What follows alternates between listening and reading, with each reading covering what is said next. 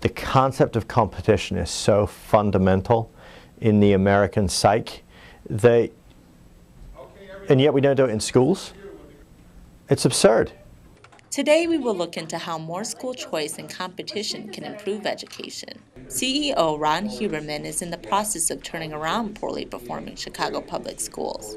What the research says is that when we go into public schools, particular public schools, and try and turn them around while leaving everything else constant, that works sometimes, maybe at best. However, the research is practically unanimous when you show that you give parents real choice, let them go to other public schools, other private schools, all boats rise. Can market competition really reform education? Some policy experts are skeptical. I think reform needs to be done, but as far as is choice or is vouchers, is that the answer? The evidence doesn't seem to support that. We will meet a parent from Milwaukee that has the freedom to choose the best school for her child. Yeah, and I'm lucky, because we had choice, and I'm so happy. And then we'll meet another parent who is dissatisfied with the assigned Chicago public school her son is attending. Like me and my cousins just talking about moving to the suburbs to get our kids the education that we want. But we shouldn't have to do that. We should be able to stay right here and send our kids wherever we want to send them. We shouldn't have to move to Glenview or Rockford to teach our kids proper grammar. We will then examine the powerful entrenched interest that is blocking more school choice and competition. Brand 2010 has got to go. Has spending more on public education led to better academic outcomes? We can educate our children better for less money as soon as we stop funding the bureaucracy and start funding the child. To understand the benefits of offering more school choice, we'll compare the Milwaukee Voucher program to the limited school options in Chicago. We begin by looking into how choice influences quality. Would you want to eat your lunch at a school cafeteria or a food court in a mall? In a school cafeteria, you're stuck with what's given. Since there's a lack of consumer choice, a school cafeteria doesn't have to worry about enhancing quality. In a food court, we see competition at work. Each shop is incentivized to offer both a good deal and quality food. Since consumers have choice, shops risk losing business if they can't satisfy what the consumer wants. In Milwaukee, the voucher program has created competition between schools.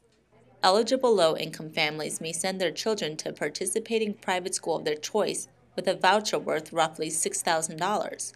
The voucher program has given the Milwaukee schools incentives to innovate and ensure that students are learning, because school leaders know that if they don't succeed, parents will choose a different school for their child. Since the money is attached to the student, schools simply go out of business if parents aren't satisfied with the school's performance. Two public schools, Malcolm X Academy and Garfield Avenue, and two voucher schools, the Leadership Institute and Noah's Ark, all failed to attract parents' business and went belly up when better performing schools stole their market share. One of those better performing schools that parents highly demanded in the Milwaukee Voucher program was St. Marcus Lutheran. Hey, morning, Amaya, how are you? Meet Henry Tyson, the superintendent of the school.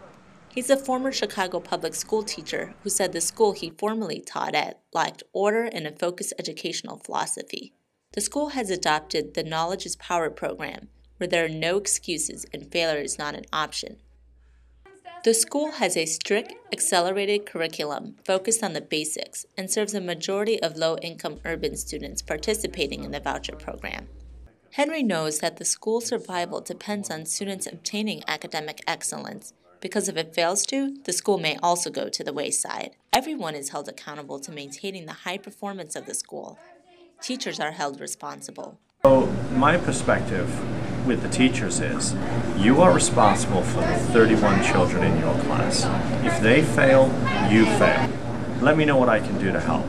First things first! Dollar sign and decimal point. Dollar sign and decimal point. Up on top. Up on top. Now I divide, multiply, subtract, bring down. Now I divide, multiply, subtract, bring down. Parents are required to play an active role in their child's education. And there's pressure on the students to outperform their peers. Students wear color-coded ties representing their GPAs, inducing competition. Students look up to their peers who wear red and blue striped ties representing a 3.5 GPA. The students are looking up to us. They depend on us to show them what's right or not. Henry believes that every child that comes into the door of the school can succeed academically. We just don't give up, and whatever we have to do, we do to make sure that every child succeeds. So an attitude that failure is not an option is fundamental. The voucher program has put competitive pressure on the school to provide a quality education, which has benefited the students. St. Marcus Lutheran students have made major academic gains. Our graduates, 100% of them are proficient or advanced in math, 95% are proficient or advanced in reading when they graduate. But when they arrive, those numbers are closer to the 40th percentile.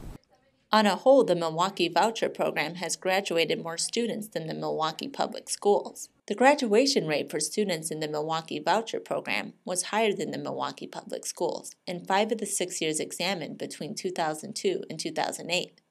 But the payoff is not just for voucher students. Increased competition has even made the public schools get better. When public schools know that students have choice and can leave using vouchers, those schools have an incentive to improve their performance. A total of 5 empirical studies have been conducted on how the Milwaukee Voucher program affects academic outcomes at public schools. All 5 unanimously find that vouchers improve Milwaukee public schools. Parents are the ones that are driving this. You know, if you only have one option for a low-income parent, there's really no reason for the Milwaukee public school system to respond to their needs. But if a parent has multiple options, there is an incentive there for individual schools to provide what those parents want. And when you have a more diverse school environment, it makes it more likely that a parent's going to end up with a school that works for their child.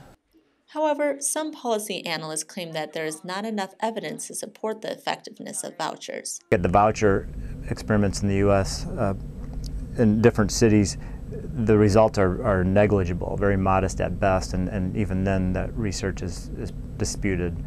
It's not just the Milwaukee Voucher program that has shown success. 10 studies using random assignment, the gold standard of social science, consistently find that students using vouchers have higher academic achievement than students who applied for vouchers but lost in a random lottery. In Chicago, there are many public schools that are failing to meet the academic needs of the students. Only 32% of Illinois public elementary school students are reading at grade level, and that number slips to 30% by the end of middle school. Only 20% of public school students possess the necessary skills to succeed in college by the time they reach the 12th grade. A report by the Civic Committee of Chicago concluded that dramatic gains in the reported number of Chicago public school elementary students meeting state standards was due to changes in the test rather than real academic improvement. Here are 9 Chicago public schools that have 6 out of 10 students not meeting the state standards. And in no way are these 9 schools unique. There are many underperforming Chicago public schools. 6 of those 9 underperforming public schools are located in the Chicago-Inglewood area, which has a high concentration of poverty.